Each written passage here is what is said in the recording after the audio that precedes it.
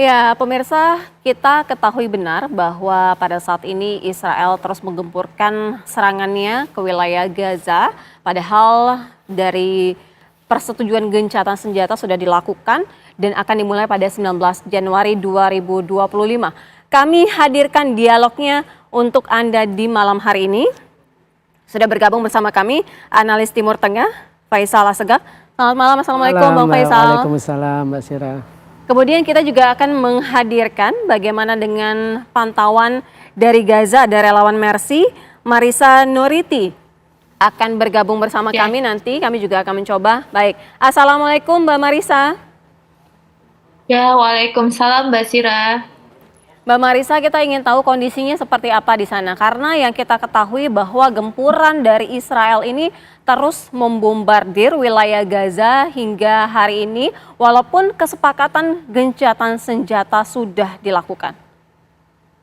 Ya, benar sekali Mbak Sira. Seperti yang kita ketahui, semenjak kesepakatan gencatan senjata atau ceasefire diumumkan pada hari Rabu 15 Januari 2025, yang juga disambut positif oleh warga Gaza, akan tetapi ternyata ini tidak memberikan dampak yang signifikan terhadap penurunan eskalasi serangan ataupun terhadap suplai logistik barang kebutuhan di Gaza.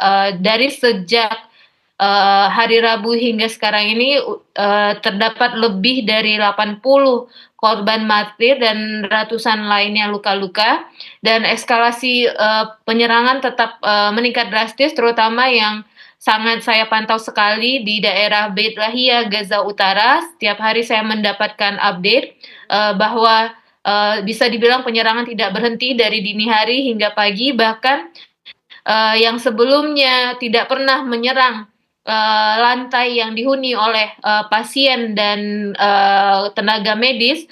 Israel pada hari Kamis kemarin kurang lebih di sekitar jam 1.30 menyerang lantai 1 Rumah Sakit Indonesia yang mengakibatkan kerusakan di dinding dan beberapa infrastruktur di sekitarnya. Jadi gencatan senjata yang terjadi sekarang ini belumlah gencatan senjata seperti yang diharapkan, karena memang efektifnya berlaku mulai hari Minggu tanggal 19 Januari. Dan terkait supply sendiri belum ada peningkatan yang signifikan. Yang seperti kita ketahui seharusnya rakyat Gaza membutuhkan kurang lebih 500 sampai 400 truk setiap harinya. Di bulan Januari ini keseluruhan dari awal tahun hingga sekarang hanya 200-an truk saja yang mencapai jalur Gaza. Dan untuk daerah Beit Lahia, Gaza Utara, sampai saat ini tidak ada satupun bantuan truk kemanusiaan yang mencapai daerah tersebut, padahal di daerah Beit Lahia masih ada ribuan warga Gaza yang memilih untuk bertahan di rumah mereka masing-masing di bawah gempuran Israel. Seperti itu Mbak Sira. Mbak Marisa, ini kan tahap pertama dari perjanjian gencatan senjata adalah bantuan ya juga dilakukan, kemudian dari penyerahan sandera. Nah, artinya sejauh ini kalau tadi Mbak Marisa bilang katakan belum ada tanda-tanda seperti itu. Nah, artinya ketika nanti 19 Januari ini apakah sudah ada informasinya bahwa Israel ini akan melakukan seluruh perjanjiannya sesuai dengan apa yang sudah dijanjikan dalam gencatan senjata? Mhm. Ya, seperti yang sudah kita ketahui bersama, pembicaraan tentang ceasefire ini sudah berlangsung cukup lama, dari awal konflik, berulang kali drop up and down, dan bisa dibilang sering batal karena pihak Israel Netanyahu sering mengubah kesepakatan yang telah disetujui. Iya. Dan bahkan setelah pengumuman ceasefire di hari Rabu, di hari Kamisnya ada usaha dari indikasi sabotase dari pihak Israel Netanyahu yang menunda sidang kabinet untuk memvoting keputusan terkait deal hostage dan detail lainnya. Akan tetapi di hari Jumat kemarin saya mendapatkan kabar dari media Israel di hari Jumat, di hari Kamis kemarin juga, di hari Jumat ini akan diadakan voting oleh kabinet Israel, seperti itu. Jadi bisa dibilang ini memang saat yang sangat menentukan critical condition yang wajib dipantau oleh internasional, lembaga internasional ataupun negara lain yang terlibat dalam negosiasi ini agar pihak Israel mematuhi apa yang telah disepakati. Baik, kalau Bang Faisal melihatnya bagaimana nih? Ini sudah sebentar lagi 19 Januari, tapi Israel hingga saat ini terus membombardir luar biasa. Hari ini juga serangannya. Nah, ini artinya seperti apa?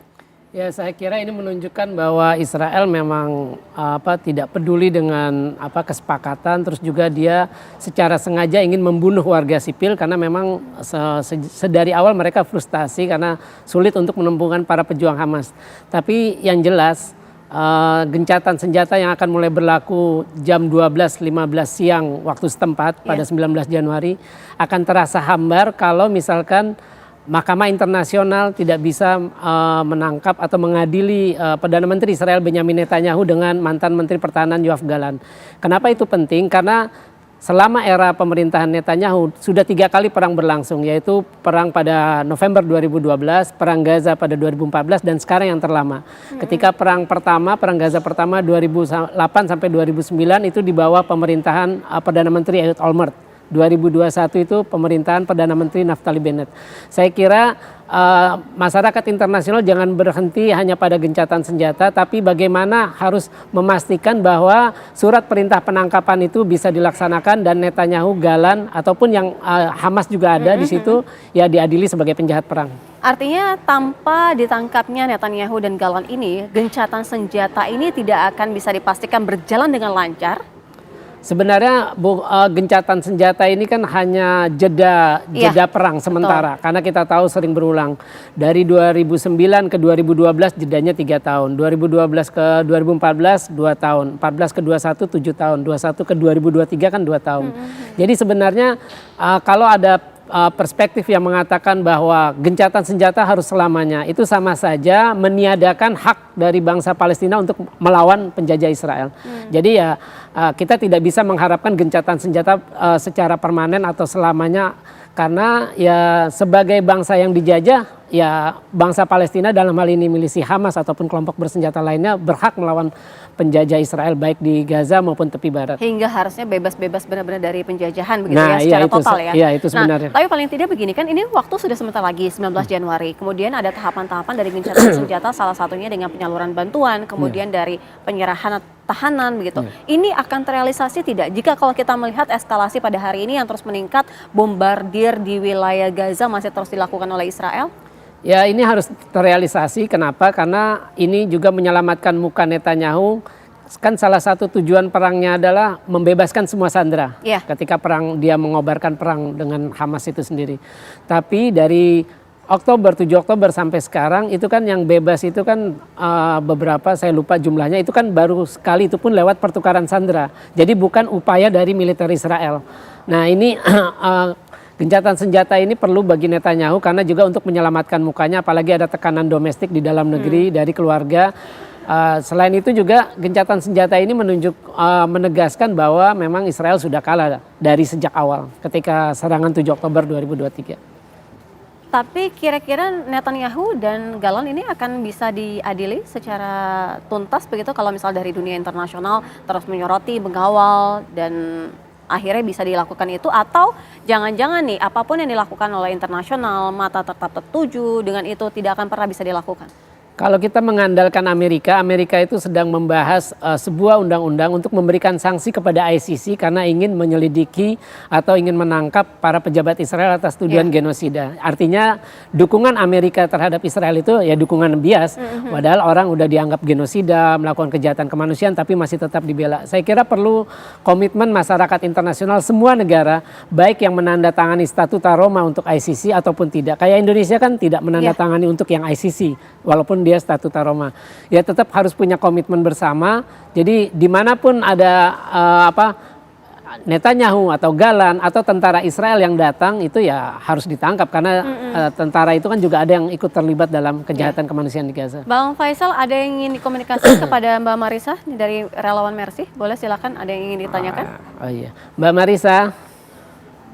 Ya, halo. Gimana Bang Faisal? Mbak, kira-kira rumah sakit Indonesia itu kapan ya bisa diakses oleh tim dari Mercy?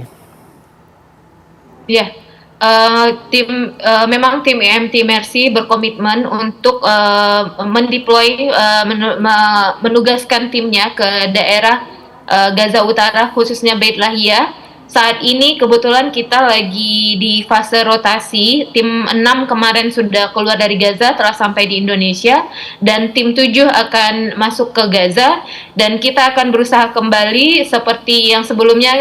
Tim 6 telah pernah berhasil mencapai Kamal Adwan Hospital saat itu, dan untuk tim ketujuh memang akan diagendakan untuk mencapai Gaza Utara lagi. Apakah itu nanti, saat ini ada 2 rumah sakit yang diharapkan untuk diaktifkan kembali, yaitu Rumah Sakit Indonesia dan Rumah Sakit Al-Auda. Jadi mungkin di akhir Januari tim masuk Gaza, kita akan terus berusaha. Apakah itu nanti ceasefire atau tidak, tim Mercy berkomitmen untuk mencapai Gaza Utara. Seperti itu, Bang Faisal.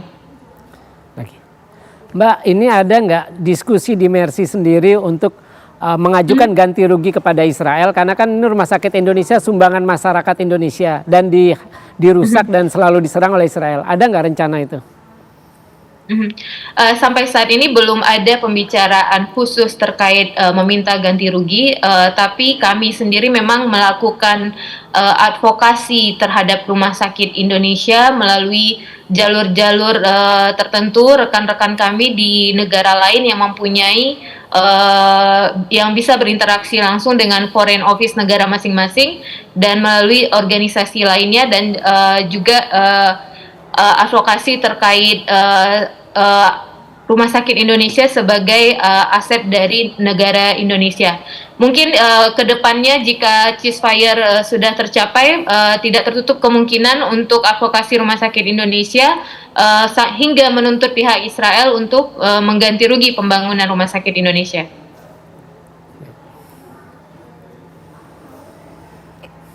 Udah. Iya. Mbak Marisa, begini, kalau misalnya tadi Mbak Marisa mengatakan bahwa kondisinya saat ini juga memang tidak baik-baik saja di sana, sangat-sangat masih dirasakan ya. Tadinya sempat ada kegembiraan dari warga Gaza, kemudian berubah ya karena serangannya sangat masif. Nah, artinya bagaimana saat ini kondisi warga Gaza, Mbak Marisa? Ya, saat ini saya mengamati dari kemarin malam, terutama di sekitar Derbalah di mana kita saat ini tinggal. Warga Gaza seperti yang saya bilang, mereka menyambut gembira dengan kesepakatan ini, merupakan sesuatu milestone baru setelah pembicaraan ceasefire yang berlarut-larut. Akan tetapi mereka juga menyadari bahwa ini membutuhkan waktu untuk benar-benar terwujud. Jadi sebagian dari mereka masih memilih, semua masih memilih untuk bertahan di tenda-tenda pengungsian, dan hingga tercapai kesepakatan yang sebenarnya. Bagi mereka ini sebuah harapan setelah 15 bulan genosida Israel di Gaza. Bukan kondisi yang mudah untuk dihadapi oleh warga Gaza. Jadi walaupun mereka tahu ini masih ada potensi untuk tidak jadi, tapi bagi mereka memiliki sedikit harapan saja itu sudah cukup memberikan semangat untuk melanjutkan perjuangan. Seperti itu, Mbak Sira. Iya, untuk bantuan sendiri saat ini apakah sudah mulai ada informasi bahwa bisa diakses atau memang harus menunggu pada 19 Januari ketika gencatan senjata ini mulai dilakukan? Ya, saat ini untuk bantuan tidak ada peningkatan yang signifikan dari semenjak pengumuman di hari Rabu. Jalur keluar masuk barang masih tetap melalui Kerem Shalom yang benar-benar dikontrol oleh pihak Israel, dan tapi walaupun tidak ada peningkatan yang signifikan, tapi dari segi harga barang di pasaran saat ini sudah lumayan turun dari yang sebelumnya, walaupun belum kembali ke harga normal seperti kondisi sebelum perang. Begitu, Mbak Sira. Baik, Mbak Marisa Nuriti, terima kasih. Relawan Mercy sudah bergabung bersama kami menceritakan bagaimana kondisi di Gaza saat ini. Di Apa Kabar Indonesia Malam. Hati-hati Mbak di sana dan juga tetap menjaga kesehatan. Terima kasih. Pemirsa, usai jeda kita masih akan terus mendalami bagaimana dengan dunia internasional melihat bagaimana apa yang sudah dijanjikan dalam gencatan senjata antara Israel dengan Hamas. Usai jeda kami segera kembali.